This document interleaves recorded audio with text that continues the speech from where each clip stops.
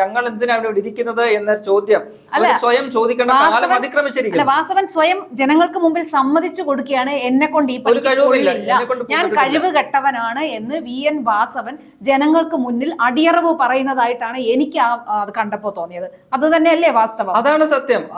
ഞാനൊന്നിനും കൊള്ളത്തില്ല എന്ന് അദ്ദേഹം സ്വയം സമ്മതിക്കാൻ തുല്യമാണ് ഈ പറയുന്ന ആരോപണം പറയുന്നത്. അല്ലെങ്കിൽ അദ്ദേഹം വെറുതെ പറയുന്ന എല്ലാത്തിനെയും ഒരു തീർത്ഥം കൊടുക്കുന്ന പോലെ VD സതീശനെതിരെ ഒരു ആരോപണം ഉന്നയിച്ച് അദ്ദേഹം കൈ കഴുകാൻ നോക്കിയതായിരിക്കും. എന്തായാലും അതൊന്നും വിജയിക്കാൻ പോകുന്നില്ല. നിലവിൽ ഈ വിഷയം വലിയ രീതിയിൽ കത്തി നിൽക്കുകയാണ്. അതിൽ നിന്നും മറയിടാനാണ്, അതിനൊരു മറയിടാനും ആ വിഷയം ശ്രദ്ധ തിരിക്കാനായിട്ട് പല നടപടികളും ഇപ്പോൾ സർക്കാർ നടത്തുന്നുണ്ട്. ഈ അയ്യപ്പ സംഗമമാണല്ലോ ഇതിന്റെ തുടക്കമെന്ന് പറയുന്നത്. ആഗോള അയ്യപ്പ സംഗമം നടത്തിയത് വിവാദമായി. അതിന് സമാന്തരമായിട്ടാണ് ഈ വിഷയങ്ങൾ ഓരോന്നും ഇങ്ങനെ ഓരോ ദിവസമായിട്ട് ഉയർന്നു വന്നുകൊണ്ടിരുന്നത്. വലിയ ചർച്ചയായിട്ട് മാറുന്നു. ആഗോള അയ്യപ്പ സംഗമത്തെക്കാളും ചർച്ചയായിട്ട് മാറിയത് പിന്നീട് ശബരിമലയുമായി ബന്ധപ്പെട്ട് സ്വർണ്ണപ്പാളി വിവാദമാണ്.